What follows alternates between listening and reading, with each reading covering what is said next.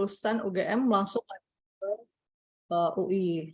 Nah, saya tertarik dengan yang namanya itu eh, produktivitas ya, maksudnya bagaimana mengembangkan orang lain supaya semakin berhasil, semakin maju dalam kehidupannya. Tapi kalau kita masih ada PR-PR, itu akan sulit buat kita untuk terbang lebih tinggi. Jadi ibaratnya itu kalau misalnya Bapak Ibu sekalian pernah lihat di Turki ya, yang balon terbang itu, balon gas itu, dia harus membuang dulu beban-bebannya supaya terbangnya makin tinggi. Nah, setiap orang sebenarnya kalau kita mau melesat dengan lebih kenceng, lebih baik, kita beban-beban kita itu harus kita lepasin satu persatu. Nah, kalau yang kemarin itu saya ada bahas beberapa hal juga yang berkaitan dengan psikologi. Nah, sekarang juga saya akan bahas tentang bully. Nah, bully ini adalah apa sih yang dimaksud dengan bully gitu ya. Sebelumnya saya mau minta, karena ini adalah tujuannya untuk melepaskan balon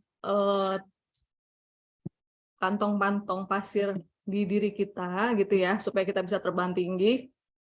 Saya minta untuk rekan-rekan sekalian catat dulu apakah pernah menjadi korban bully. Silahkan saya berikan waktu 5 menit sampai dengan jam 8.23, coba diingat-ingat dulu. Saya pernah jadi korban bully ya? Enggak ya? Enggak usah takut, saya nggak akan minta Bapak Ibu untuk share, karena ini hanya berguna untuk kita semakin terbang semakin tinggi aja ya. Jadi silahkan rekan-rekan yang ada di sini, silahkan dicatat, diingat waktu kecil atau baru-baru ini pernah kena bullying nggak? Kalau misalnya pernah, saya pernah dibully di mana gitu ya, silahkan dicatat sampai dengan jam ini 8.19 berarti 8.24.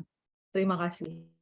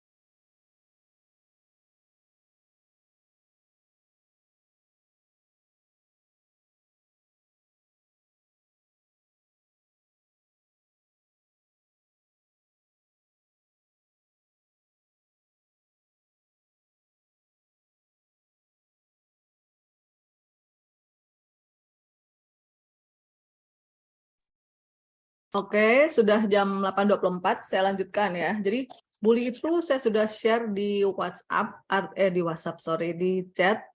Artinya adalah segala bentuk penindasan atau kekerasan yang dilakukan dengan sengaja oleh satu orang atau sekelompok orang terhadap orang lain dengan tujuan untuk menyakiti dan dilakukan secara terus-menerus.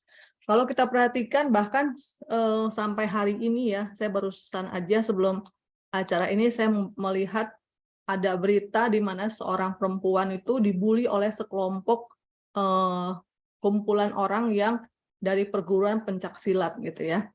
Nah, mereka ini para laki-laki itu menggebuki perempuan ini sampai perempuan ini luka-luka. Alasannya itu karena pas mereka rombongan ini sedang jalan dari perguruan pencak silat A, ternyata papasan dengan laki-laki dan perempuan dari perguruan pencak silat B. Langsung mereka hajar, termasuk yang perempuan juga mereka gebuki gitu ya. Nah, sekarang saya mau tanya kepada rekan-rekan sekalian, apakah rekan-rekan sekalian ada yang pernah menjadi korban bully atau menjadi pelaku bulinya gitu ya, pembuli? Nah, saya mau memberitahukan bahwa beberapa kasus yang saya lihat gitu ya, yang saya eh, ketemu gitu ya, kasus karena saya juga selain bekerja sebagai praktisi human capital, kami juga ada lembaga konsultasi psikologi namanya Sahabat Psikolog. Itu ada beberapa korban itu yang saya lihat itu mereka itu mengalami bully itu sejak kecil. Jadi ada seorang anak itu waktu kecil itu dia sering dibully di sekolah, sesudah sering dibully di sekolah waktu SD, ketika dia SMP, dia berubah menjadi pembuli. Nah, itu kesannya kayak ada balas dendam gitu ya. Dan ketika dia SMP menjadi pembuli, lalu dia mengakui bahwa dia itu suka membuli adik-adiknya, adik-adik kelasnya gitu ya, yang lebih muda dari dia. Terus setelah itu, waktu dia beranjak SMA, dia berteman dengan salah satu komunitas. Jadi komunitas orang-orang baru yang dia kenal dari games, tapi tinggal di sekitar wilayah rumahnya juga. Nah, di situ dia sering ditraktir dan sebagainya, dan akhirnya dia mengalami lagi yang namanya kena bully lagi. Bahkan pembulian yang dia alami itu termasuk sampai dengan kekerasan seksual. Dan itu dilakukan oleh sesama laki-laki. Jadi bayangkan bagaimana kondisi dia waktu kecil adalah korban bully, SMP menjadi pembuli, SMA dia tunduk lagi sama para pembuli, dan sampai akhirnya di waktu SMA ini dia harus berurusan dengan bukan psikolog lagi, tapi dengan psikiater. Karena tiba-tiba dia suka nangis sendiri, terus ketika berkonsultasi, ternyata dia berkonsultasinya pertama itu ke dokter, tapi di puskesmas gitu ya. Lalu dokter puskesmas menyarankan dia pergi ke psikiater, dan dari psikiater saat ini dia rawat jalan gitu ya. Kita mau lihat bahwa bully ini sangat berbahaya gitu. Ada pembuli, ada juga korbannya. Nah, kalau kita pelajari mereka itu yang melakukan bully ini bisa terjadi seperti kasus anak tadi itu. Dia adalah korban bully yang dia akhirnya gue balas dendam. Tapi dia nggak membalas dendam kepada yang membuli dia waktu SD. Dia balas dendam kepada yang lebih dianggapnya lebih lemah, adik-adik kelasnya gitu ya. Ada juga korban bully ini adalah orang-orang yang sakit hati. Dia merasa tidak puas dengan hidupnya, dia merasa nggak bahagia, dia mencari sosok-sosok yang dianggap lemah, supaya dia bisa bully, dia bisa hina, dia bisa rendahkan. Sehingga rasa kebencian yang ada di hatinya itu terpuaskan gitu ya. Lalu ada juga orang-orang yang dibully ini adalah orang-orang pembuli ini adalah mereka yang punya masalah-masalah masa kecil. Jadi ketidakpuasan waktu kecil, misalnya dari orang tua yang kurang bahagia, kurang akur, lalu dia pengen balas dendam, nah dia mencari korban-korban bulinya. Nah juga orang-orang yang pembuli ini biasanya itu mereka mempunyai sifat yang kurang peka, jadi nggak punya empati, dan mereka belum tentu menyesal dengan perilaku membuli yang mereka lakukan kepada orang lain. Kira-kira di sini Bapak Ibu ada yang mau disampaikan atau mau ditanyakan?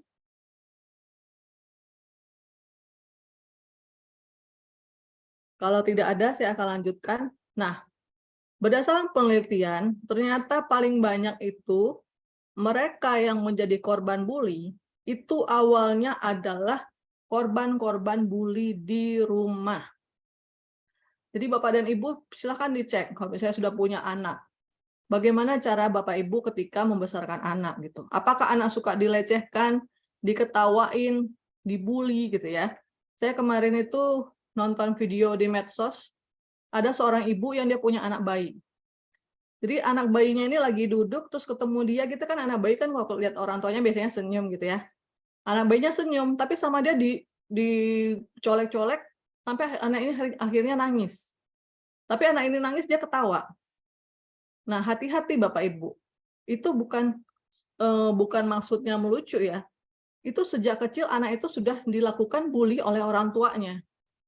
Karena orang tua ini menganggap itu lucu. Ngelihat muka anak ini cemberut, anak ini marah, itu lucu buat dia. Tapi mereka nggak sadar bahwa perilakunya itu sudah membuli anaknya.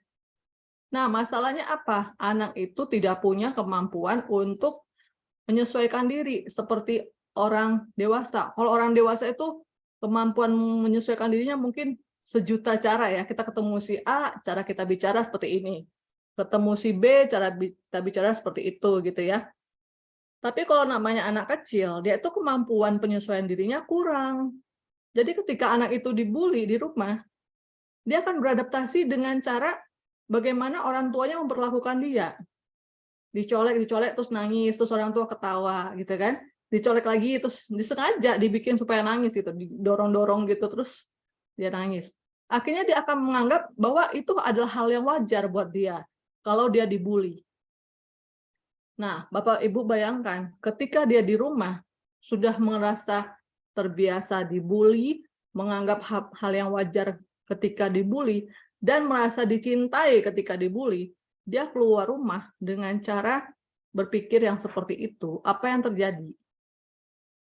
Dia akan merasa bahwa dia berhak untuk dibully dan orang lain itu sah-sah aja untuk membuli dia gitu. Nah, Bapak Ibu, saya mau mengajak Bapak dan Ibu sekalian untuk coba dicek, silakan dicatat apakah kalau misalnya Bapak Ibu sudah punya anak gitu ya, pernah atau tidak membuli anak di rumah. Terima kasih.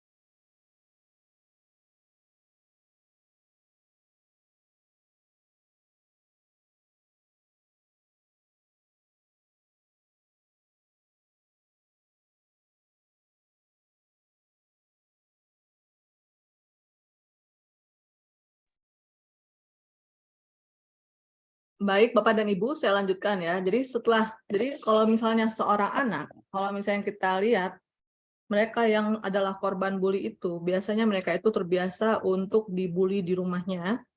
Dan yang kedua, orang tuanya itu membiarkannya ketika dibully oleh orang lain dengan alasan misalnya, ya kamu, mereka lebih kaya, mereka lebih ini, mereka lebih itu. Nah, itu kan membuat anak itu merasa tidak punya hak untuk membalas atau bersikap ketika dia mengalami bully di tempat dia misalnya bersekolah atau dia berkomunitas gitu ya. Nah, kita akan bahas tentang bully di sekolah. Ada kasus di mana dulu banget di salah satu gereja di bukan gereja, sorry, sekolah di Jakarta Timur, di mana seorang anak tukang beca itu dia terbiasa dibully hampir setiap hari oleh teman-teman dia yang adalah orang-orang kaya di situ. Jadi dia bersekolah di sekolah orang-orang yang banyak orang kayanya lah gitu ya. Dan mereka tahu bahwa dia adalah anak tukang beca gitu. Dia setiap pulang, anak ini bajunya selalu kotor. Nah, orang tuanya tanya, "Kamu kenapa?" gitu. Dia nggak pernah mengaku bahwa dia dibully. Karena orang tuanya selalu mengingatkan ya, kamu bersyukur bisa sekolah di situ, disubsidi dan sebagainya. Akhirnya ketika dia dibully, dia nggak pernah melaporkan. Walaupun orang tuanya itu sering menemukan dia pulang ke rumah dalam keadaan bajunya kotor. Sampai akhirnya apa yang terjadi? Sampai akhirnya perilaku bully yang dialami itu semakin memuncak dan akhirnya dia meninggal di tangan teman-temannya yang masih SD. Di mana dia dikeroyok oleh kakak-kakak kelasnya, jadi dia meninggal di perjalanan sesudah pulang sekolah dia digebuki rame-rame oleh teman-temannya dan akhirnya di perjalanan dia meninggal gitu ya. Dan orang tuanya sungguh bersedih. Nah, jadi rekan-rekan sekalian saya mau kasih tahu, seorang pembuli itu dia nggak akan berhenti untuk membuli korbannya jika korbannya itu tidak menunjukkan perlawanan. Kenapa? Karena ilmu psikologi menunjukkan bahwa semakin korban itu menunjukkan perasaan tidak berdaya gitu ya, itu arousal dia atau dorongan manusia, ini psikologis ya. Jadi dorongan manusia untuk menyiksa itu semakin tinggi justru. Saya ulang lagi ya, Bapak Ibu sekalian, hasil penelitian psikologi menunjukkan bahwa seorang pelaku sadisme atau orang yang menyiksa orang lain, justru ketika korban menunjukkan sikap tidak berdaya, dorongan dia untuk menyiksa itu justru semakin tinggi. Contohnya, misalnya ketika ada orang, baik laki-laki atau perempuan ya, penelitian ini menunjukkan, baik laki-laki atau perempuan, misalnya ketika dia sedang menyetir, nah dia ngeliat nih, ada misalnya bangkai hewan gitu ya, misalnya bangkai tikus deh, gitu ya, tikus tergeletak di pinggir jalan, itu hasil penelitiannya. Begitu melihat bangkai tikus itu, mereka itu justru bukan menghindari atau misalnya ketika tikus itu sedang sekarat, bukan justru mereka hindari atau gimana gitu ya. Ternyata ada orang-orang tertentu itu justru dia malah seneng. Dia malah bolak-balik mengendarai kendaraannya tuh sampai banyak itu bolak-balik melindas si tikus yang sedang meregang nyawa atau bangkai tikus itu. Karena apa? Ternyata hasil penelitian menunjukkan jika si penyiksa, jadi karena manusia itu semakin dia melihat korbannya tidak berdaya, justru dorongan dia untuk menyiksa itu justru semakin tinggi. Makanya tidak heran jika seseorang misalnya menjadi korban bully dan dia diam saja, itu tidak akan menghentikan si pembuli untuk berhenti membuli dia. Tadi saya sudah tunjukkan contoh di sekolah. Yang anak tadi itu yang akhirnya dibully sampai akhirnya pelecehan seksual, yang akhirnya dia sekarang menjadi rawat jalan di psikiater itu dia dibully oleh komunitasnya, teman komunitas sesama pencinta games online. Nah, sekarang saya mau menceritakan tentang korban bully di perkantoran. Banyak banget orang-orang yang menganggap di kantor itu nggak masalah, jokes dianggap lucu, dianggap fun gitu ya. Bahkan kadang-kadang menganggap, "Ya udah biar aja deh, gue diginiin, yang penting gue masih kerja." Nggak bisa. Kenapa? Ada kemarin peristiwa yang saya lihat di salah satu lembaga gitu ya, di mana ada seorang karyawan itu yang rupanya dia sering dibully. Dia ini laki-laki, dibully beramai-ramai, sampai misalnya, kita nggak bicara pornografi ya, tapi ini kasus gitu ya. Dia celananya dipelorotin, bajunya dibuka, dia ini laki-laki, bajunya dibuka gitu ya, dan ditertawakan rame-rame. Kalau saya lihat dari, apa yang saya baca gitu ya, tampaknya si korban bully ini di kantor dia itu punya posisi yang lebih rendah daripada pembulinya. Nah, saya mau kasih tahu kepada rekan-rekan sekalian, pembuli itu dan korban bully, ya, jangan menganggap bahwa karena dia korban, dia adalah levelnya rendah, dia nggak berhak untuk melawan si pembuli. Nah, itu nggak benar. Kenapa? Karena bully itu adalah hal yang nggak benar.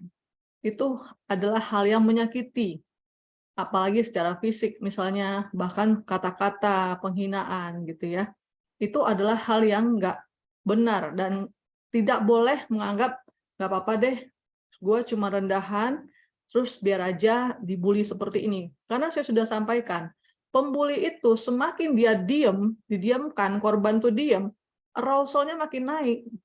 Saya nggak ngerti itu ritmenya bagaimana, tapi hasil psikologi, penelitian psikologis menunjukkan, yaitu semakin orang itu menyiksa orang dan si korbannya ini semakin tidak melawan, semakin nggak berdaya, dorongannya itu semakin tinggi dan itu mengakibatkan bully yang dia lakukan juga semakin lebih sadis lagi gitu. Bahkan akhirnya si korban ini saya lupa dia diapain gitu ya, sampai akhirnya dia nggak tahan, akhirnya dia melapor. Nah ini dia, kemarin waktu saya baca itu, kasusnya itu tidak dilanjutkan. Nah itu kasihan sekali ya, saya baca yang seperti itu, saya cukup berempati terhadap dia. Kenapa? Saya terbayang, kalau dia setiap hari masuk ke kantor, bertemu dengan orang-orang seperti itu, bahkan ketika dia pun minta tolong untuk ke jenjang yang lebih tinggi, orang nggak peduli gitu. Apa yang dirasakan gitu ya? Kalau kita mungkin kita nggak ngalami, tapi coba kita bisa berempati ya kepada orang-orang yang misalnya gajinya pas-pasan, dia hanya mengandalkan gaji doang untuk hidupnya, mungkin dia membiayai hidup keluarganya, dan disakiti seperti itu setiap hari, dia mau jadi seperti apa gitu ya. Dan yang kedua, saya mau ngasih tahu juga, misalnya kita pernah menjadi pembuli gitu ya, itu kita harus pikirkan juga gitu ya, apa sih untungnya gitu ya, kalau kita menjadi pembuli. Kenapa? Karena ketika kita menjadi pembuli, kita menyiksa orang lain, yang seperti saya sebutkan tadi, reaksi psikologisnya adalah ketika orang itu tidak berdaya, kita itu semakin hasrat untuk menyiksa itu semakin tinggi. Nah, kalau kita biarkan kita punya kepribadian seperti itu, kita akan jadi orang yang seperti apa tahun depan, misalnya gitu kan. Berarti kita akan menjadi orang yang lebih kasar, orang yang lebih suka menyiksa orang lain, dan itu akan membahayakan ke diri kita sendiri. Kenapa? Karena kalau kita ketemu dengan orang yang lebih kuat, nah kita bisa kalah di situ. Ya, kita bisa disiksa sama dia gitu ya. Nah, sejauh ini ada yang mau bertanya? Kalau mau bertanya bisa langsung, tapi kalau tidak saya akan lanjutkan. Nah, saya kembali lagi dengan yang namanya kasus bully. Itu tadi yang di kantor ya. Lalu ada juga kasus bully di rumah ibadah gitu ya. Nah, kita tahu rumah ibadah itu, saya nggak usah sebut rumah ibadah manapun gitu ya, tapi maksudnya gini, orang datang ke tempat ibadah, banyak sekali orang berpikir untuk, gue mau hidup yang lebih baik, gitu kan. Lalu ketika dia berpikir untuk hidup yang lebih baik, kadang dia merasa dirinya tuh banyak dosanya, banyak salahnya, sehingga dia mendengarkan apa aja kata orang-orang yang ada di komunitas tersebut, di rumah ibadah itu, untuk supaya dia hidup lebih benar, supaya dia hidup lebih baik, gitu kan.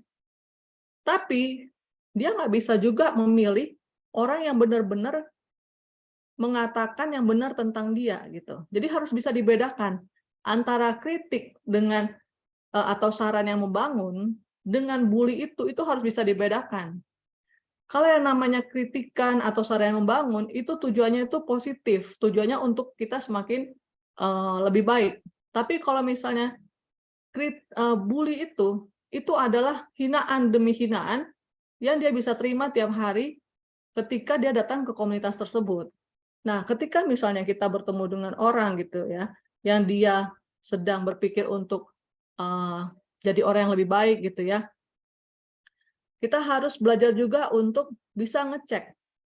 Saya ini ngomong seperti ini, mengkritik dia atau membuli dia. Contoh, saya pernah suatu hari ada kegiatan bersama teman-teman, terus ada seorang anak yang bilang, wah saya mau hidup yang lebih baik nih. Kemarin-kemarin saya hidupnya nggak benar gitu ya. Wah itu disambut dengan baik gitu. Terus tiba-tiba ada seorang anak yang bilang gini. Nah ini kisah nyata ya, mungkin bagi orang lain, wah kok gitu sih ngomongnya, tapi ini kisah nyata gitu ya. Makanya saya bilang hati-hati dengan namanya bully-bully ini. Di tempat-tempat ibadah pun bisa terjadi gitu ya. Lalu dia langsung joke seperti ini. Jadi kamu tahu kan bahwa semua orang berharga. Bahkan maaf ya, anus pun berharga gitu ya. Jadi kamu ngerti kan artinya apa gitu. Wah, saya langsung terkejut gitu. Waktu dengar kata-kata itu saya berpikir, kok kamu menyamakan dia dengan pembuangan gitu ya. Di situ saya sempat kasih masukan kepada yang ngomong bahwa kita nggak boleh ngomong seperti itu ke orang yang sedang merasa bersalah, pengen hidup lebih baik. Kenapa? Ketika kita ngomong seperti itu, kita nggak menghargai dia sebenarnya gitu ya. Jadi hati-hati dengan yang namanya bully-bully itu, karena apa? Apa yang diucapkan pembuli itu, satu, belum tentu benar. Dan yang kedua, si pembuli itu sendiri, dia itu juga kadang bisa aja, karena dia sering membuli orang gitu ya, dia juga nggak ingat apa yang dia sebutkan gitu. Sedangkan mungkin korbannya karena setiap hari dihina, ketemu besok lagi dihina lagi, dia akan berpikir, oh emang gue seperti ini orangnya gitu ya. Emang saya seperti yang dikatakan si pembuli ini, emang saya nggak keren gitu. Nah itu makanya saya bilang hati-hati, kita harus bisa mendeteksi pembuli-pembuli di sekitar kita. Bahkan kita harus bisa ngecek juga, saya ini pembuli atau enggak gitu. Apakah saya dari ucapan saya pernah nggak sih menyakiti orang? Ketika saya memberikan jokes gitu ya, membuat lelucon, apakah saya lelucon yang saya ucapkan ini menyakiti hati orang? Apakah lelucon saya ini membuat orang ketawa atau tersenyum kayak tersindir gitu ya? Kita harus ngecek. Kenapa? Kalau kita jujur ke diri kita sendiri, ternyata yang selama ini saya lakukan itu saya suka menghina orang, saya suka membuli. Itu adalah kode. Artinya apa? Seperti saya sebutkan tadi, mereka para pembuli ini biasanya adalah orang-orang yang tadi saya sebutkan pernah mengalami korban bully, mungkin di masa kecil. Yang kedua, mereka yang merasa sakit hati. Nggak tahu kenapa, tapi berbagai hal bisa membuatnya sakit hati. Hanya dia yang tahu. Biasanya kalau kami pertemuan yang langsung ya, yang nggak online itu kita langsung selesaikan. Kamu ada masalah apa, dibukakan langsung ya. Biasanya kalau pertemuan yang offline seperti itu. Tapi kalau di sini karena kita online, silakan Bapak Ibu cek. Pernah nggak sih saya dengan kata-kata saya itu ternyata jatuhnya bully. Saya ngetawain orang, bikin jokes itu ternyata jatuhnya bully. Karena apa? Saya mau kasih tahu Bapak Ibu. Orang-orang yang sakit hati itu, dia cenderung menjadi landak. Artinya apa? Landak itu adalah hewan yang dia penuh dengan duri-duri. Ketika dia jalan kemanapun, dia nggak merasa bahwa dia tuh melukai banyak orang. Nerabas sana, nerabas sini, dia melukai banyak orang. Nah, kita harus cek. Ketika saya membuat jokes, orang seneng, senyum lucu, atau senyum nyengir dan sakit hati karena kita, gitu ya. Jangan-jangan kalau kita melakukan seperti itu, ada masalah-masalah di dalam diri kita yang belum kita bebaskan, belum kita lepaskan. Yang saya bilang tadi, tujuan saya memberikan sharing hari ini adalah supaya kita bisa lebih produktif ke depan, karena kita berharap tahun depan kita bisa terbang lebih tinggi daripada sekarang ya. Karena seperti saya kasih contoh tadi, balon-balon gas yang ada di Turki, itu harus dibuang dulu kantong-kantong pasirnya supaya bisa terbang lebih tinggi. Hari ini saya mau ngajak rekan-rekan sekalian untuk yuk kita sama-sama koreksi diri, belajar. Saya pembuli atau saya korban bully atau saya pernah lihat orang dibully gitu ya.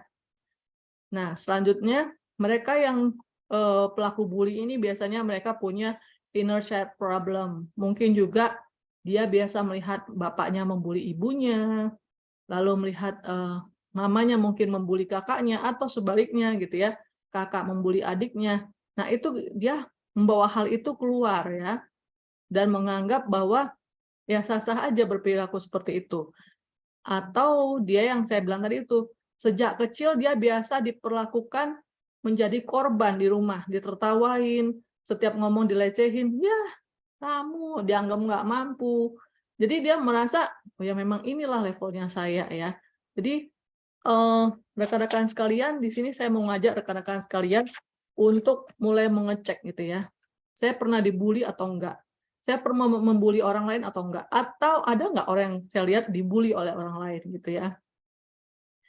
Nah, sekarang bagaimana sih cara untuk mencegah dibully itu gitu ya? Oke, sebelum saya lanjutkan, ada yang mau bertanya dulu atau menyampaikan pendapat? Silakan, bisa langsung atau via chat.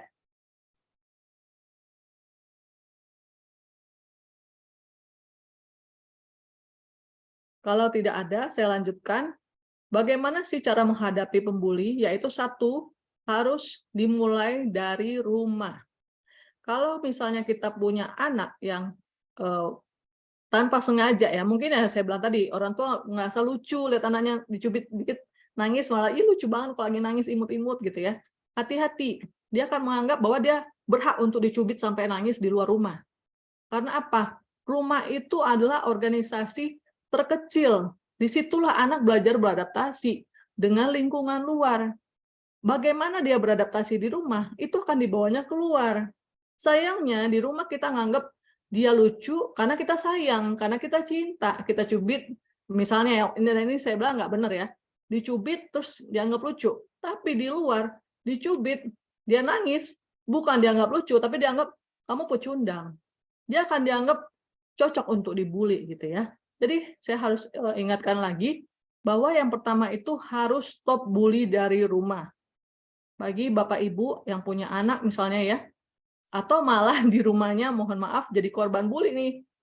Sedikit-sedikit diketawain oleh anggota keluarga, dianggap gak mampu. Ah, emang kamu mampunya gitu ya, depan semua orang. Ah, emang kamu begini, atau di WhatsApp grup ya.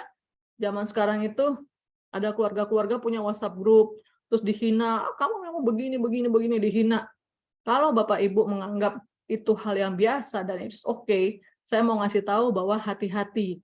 Kepribadian kita, karakter kita bisa berubah loh, hanya gara-gara kita memakan kalimat-kalimat negatif atau perilaku negatif dari orang lain. Jadi saya bilang pertama kali adalah stop bully dari rumah. Dan yang kedua, stop bully dari diri sendiri. Ya, jangan sampai kita menjadi pembuli gitu ya.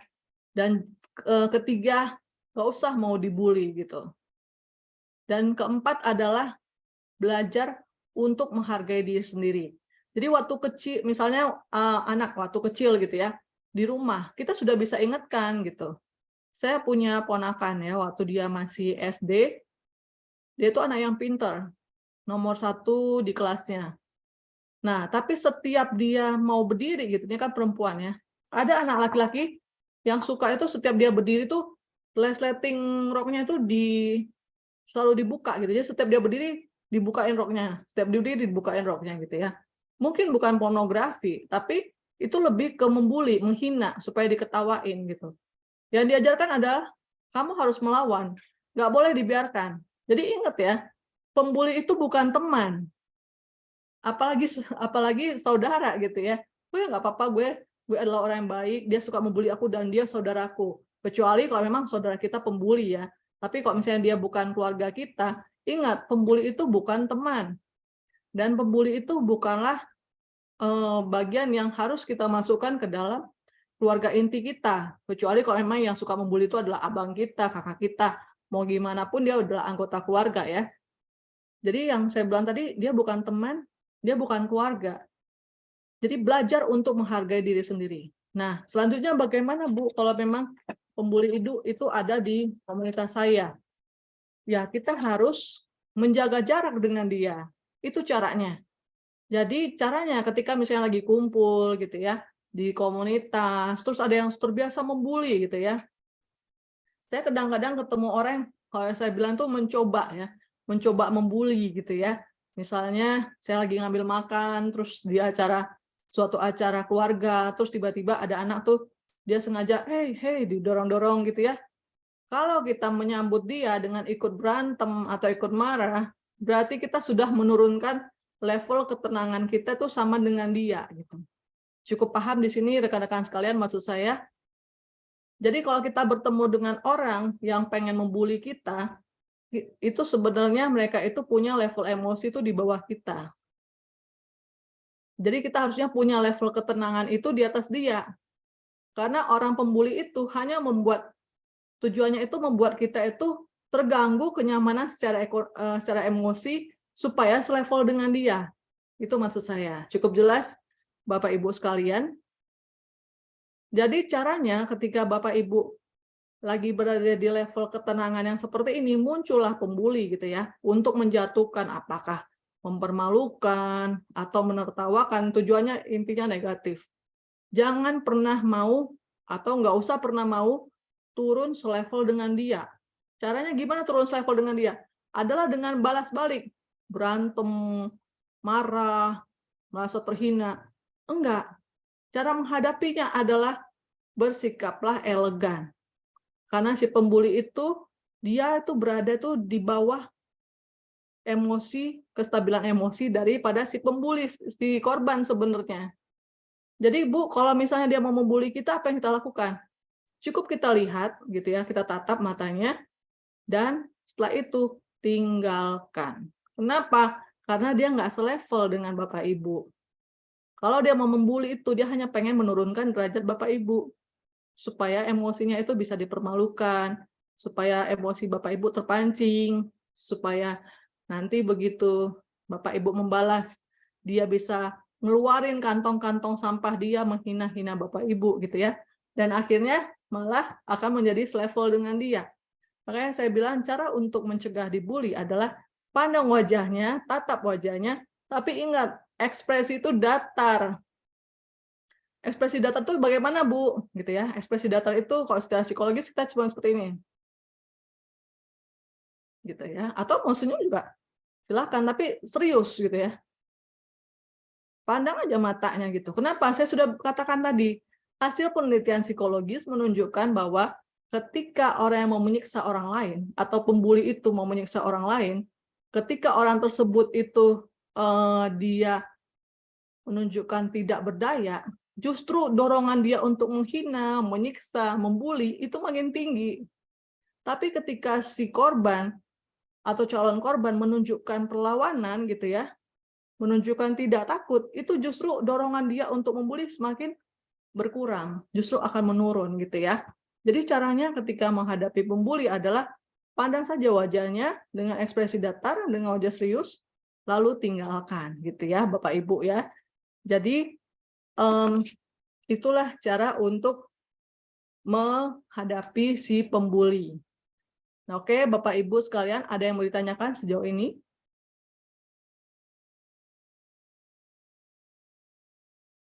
Kalau tidak ada, saya berikan waktu kepada Bapak dan Ibu 5 menit untuk mencatat kira-kira Bapak dan Ibu apa rencana ke depan ketika menghadapi pembuli, atau kalau misalnya Bapak Ibu adalah korban, saat ini adalah korban bully, apa yang Bapak dan Ibu ingin lakukan ke depannya, paling nggak setahun lagi, apa yang Bapak Ibu ingin ubah, gitu ya. Paling nggak misalnya sekarang nih, saya seperti ini kondisinya, tahun depan saya nggak mau lagi, tahun depan saya harus sudah seperti apa. Nah, itu silakan dituliskan, atau kalau misalnya Bapak dan Ibu pernah melihat orang yang menjadi korban bully, silahkan dituliskan apa yang akan menjadi rencana Bapak dan Ibu selepas sharing session hari ini untuk membantu korban tersebut. Waktunya saya berikan 5 menit. Terima kasih.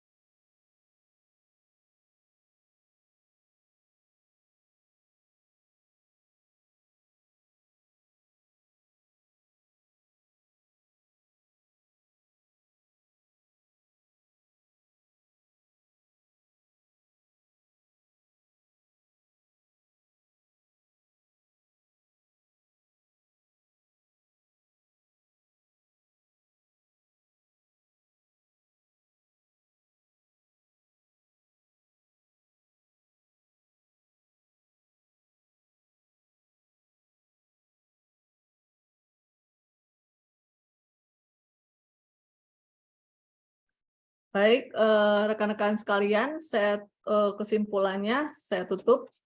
Sebelum saya tutup, saya bacakan dulu kesimpulannya yang tadi, yaitu satu, bully itu biasanya korbannya itu berasal dari cara orang tua mendidik anak ya. Jadi ingat, jangan biasakan untuk membuli anak di rumah karena anak akan menganggap bahwa adalah hal yang biasa buat dia kalau dibully. Dan dia tuh berhak untuk dibully ya. Jadi ingat, itu mulai dari rumah dulu. Kedua, kalau orang tua misalnya terbiasa untuk menganggap lucu ketika anak nangis atau misalnya sengaja membuat anak merasa bersedih gitu ya, dan itu buat dia fun gitu ya, tuh hati-hati karena apa? Anak akan besar dengan menganggap bahwa dia eh, berhak untuk diperlakukan seperti itu juga oleh lingkungan tempat dia berada. Yang kedua adalah kalau misalnya anak itu dibully di sekolah, nah Bapak Ibu harus ingatkan kepada anak untuk anak tersebut bereaksi ya. Kenapa? Karena sudah saya sebutkan tadi bahwa pelaku bully itu atau pelaku penyiksa itu, orang yang suka menyiksa itu, dia tidak akan berhenti kalau korbannya itu menunjukkan perasaan tidak berdaya. Justru secara psikologis, manusia itu hasrat untuk menyiksanya akan semakin besar ketika melihat korban tidak berdaya ya. Jadi perhatikan ketika Bapak Ibu misalnya menghadapi orang yang sedang membuli atau malah disiksa oleh orang gitu ya, atau eh, sedang dibully oleh orang lain ya, tunjukkanlah perlawanan gitu ya. Karena kalau hanya diam, itu akan membuat arousal dia untuk menyiksa itu semakin bertambah gitu ya. Yang keempat adalah mengajarkan anak sejak dini untuk menghargai diri sendiri. Jadi kalau ada orang memperlakukan dia dengan tidak benar atau kasar gitu ya, anak harus bisa melawan gitu. Yang keempat adalah kita mengecek diri kita sendiri, apakah kita pernah membuli orang lain gitu. Kalau kita pernah membuli orang lain, kita cek, apakah saya punya luka di hati saya? Apakah ada masalah yang nggak pernah selesai? Atau saya simpan rapat-rapat kesedihan ini gitu ya. Akhirnya saya justru membuli orang. Hati-hati ya, apalagi kalau kita misalnya menjadi orang tua gitu ya. Kita mempunyai unfinished business di hati kita gitu ya. Dan menjadikan anak sebagai korban, hati-hati Bapak Ibu sekalian. Itu ternyata tidak menyembuhkan luka batin kita. Menjadi pembuli tidak menyembuhkan luka batin yang kita alami. Karena kalau secara psikologis, luka batin itu harus dikeluarkan, harus dibuka trauma-traumanya apa dan harus diselesaikan. Tapi Bu, terjadinya kasusnya masa lalu, ada kok cara-cara psikologis untuk menyelesaikan kasus-kasus trauma-trauma di masa lalu. Bahkan saya kemarin pernah ada kasus, tapi ini nggak berkaitan dengan bully, seorang anak yang sangat takut mati. Terus saya datang, dia cerita simptom-simptomnya. Simptom itu gejala ya. Apa yang kamu ucapkan? Oh ya gini-gini. Saya datang. Ternyata dia tuh takut mati, saya korek-korek itu berasal dari peristiwa dia masih umur 5 tahun ketika dia melihat orang tuanya itu memotong kerbau, dan kerbau itu dengan kakinya yang masih berdarah-darah di dalam bak, dalam eh, apa namanya itu, baskom gitu, dibawa ke hadapan dia. Tiba-tiba dia trauma dan langsung pingsan. Akhirnya dia sampai besar takut mati. Tapi begitu saya kasih terapi secara psikologis, dia udah sembuh gitu ya. Jadi nggak usah takut Bapak Ibu. Kalau pernah mengalami kasus-kasus di masa lalu nggak selesai, dan saya pengen nggak mau membuli orang lain, saya nggak mau menyakiti keluarga saya, nggak mau menyakiti anak saya lagi, berarti harus selesaikan luka-luka batin itu ya. Yang kelima adalah cara menghadapi pembuli adalah pandang wajahnya, berikan ekspresi datar, serius gitu, lalu tinggalkan ya. Nggak perlu dipikir, ah Bu, saya kehilangan teman. Nggak apa-apa, si pembuli juga nggak nganggap kamu temennya kok gitu. Itu kamu bukan sahabat dia gitu ya. Jadi nggak masalah gitu ya. Jangan berteman dengan pembuli, karena di otaknya pembuli itu adalah mencari korban untuk dibully gitu. Kecuali kalau dia udah berubah, udah sungguh-sungguh minta ampun, menyesal, ya nggak masalah gitu. Tapi selama dia masih jadi pembuli, tinggalkan, jaga jarak gitu ya. Lalu ingat selalu yang terakhir adalah perkataan dari si pembuli itu adalah tidak benar. Jadi Bapak Ibu kalau misalnya ketemu dengan pembuli, kalau misalnya dia katakan, kamu begini. Saya dulu punya bos gitu ya, mantan bos, bukan bos saya. Sekarang dulu banget. Setiap pagi itu dia mesti membuli saya dulu. Setiap pagi dia masih membuli saya dulu sejam. Jadi bayangin Bapak Ibu, setiap sejam itu saya cuma diam, mematung, memandang aja. Saya pandang aja wajahnya, tapi semua kalimat dia tuh hanya masuk kuping kanan, keluar kuping kiri. Karena dia punya habit itu dan dia mengakui bahwa waktu saya akhirnya merasa, saya mau pindah, cari kerja yang lebih baik gitu ya. Saya sarankan untuk merekrut ada orang lain untuk menggantikan saya. Terus dia bilang apa? Saya nggak bisa ngerekrut dia, karena saya butuh orang untuk dimarahi setiap pagi. Nah, dia mengaku bahwa dia punya masalah gitu ya.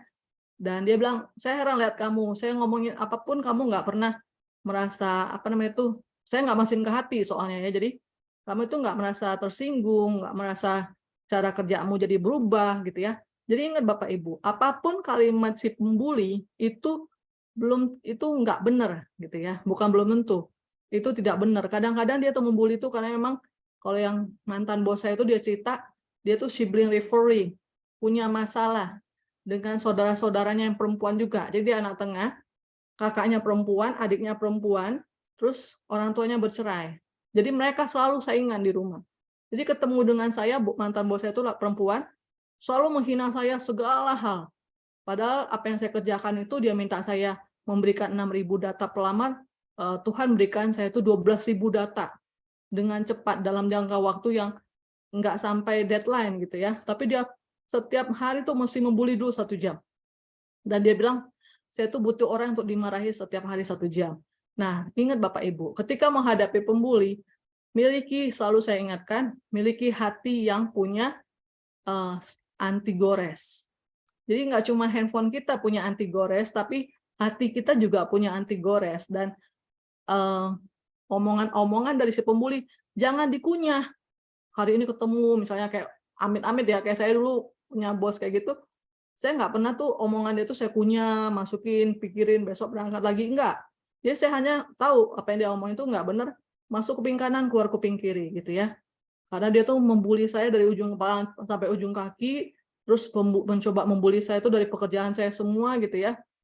Dan itu nggak benar semua, bahkan sesudah saya keluar, saya sempat nelfon dia untuk nanya kabar dan dia nangis. Nanya, "Kamu apa kabarnya?" gitu ya. Jadi ingat rekan-rekan sekalian, kalau misalnya menghadapi pembuli itu jaga jarak dan miliki hati yang punya anti gores, sehingga apapun yang diucapkan kepada rekan-rekan sekalian itu nggak pernah membuat kita sakit hati. Anggaplah dia itu adalah orang yang saya katakan tadi seperti landak gitu ya, sedang menjadi seperti landak yang dia punya luka, kemanapun dia melangkah, dia menggoresin sana-sini, tapi dia nggak sadar sudah menyakiti orang lain.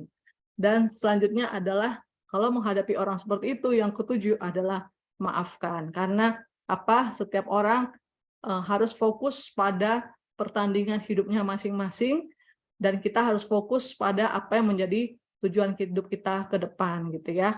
Jadi nggak usah mau tinggal di masa lalu, dan apapun omongan pembuli dimaafin aja, dan kita harus terbang lebih tinggi.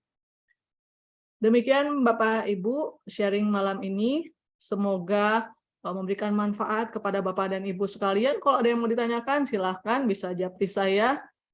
Kita bisa mengadakan hari ini online, tapi memang kalau offline itu saya akan langsung, biasanya saya punya tim ya, langsung kita selesaikan. Kamu masalah apa, dan kita langsung selesaikan. Tapi mudah-mudahan sharing malam ini memberikan pencerahan, dan saya bilang, ingat, yang namanya sukses itu adalah tanggung jawab kita, seperti kata Agnes Monica ya. Kalau kita yang sukses, kita yang duluan merasa. Tapi kalau kita yang gagal, kita juga yang duluan merasa. Kalau kita pengen terbang lebih tinggi, ini omongan saya, kalau kita pengen terbang lebih tinggi seperti balon gas yang di Turki, ingat, semua kantong-kantong pasir yang nggak penting kita harus buang supaya kita bisa terbang lebih tinggi ke depannya.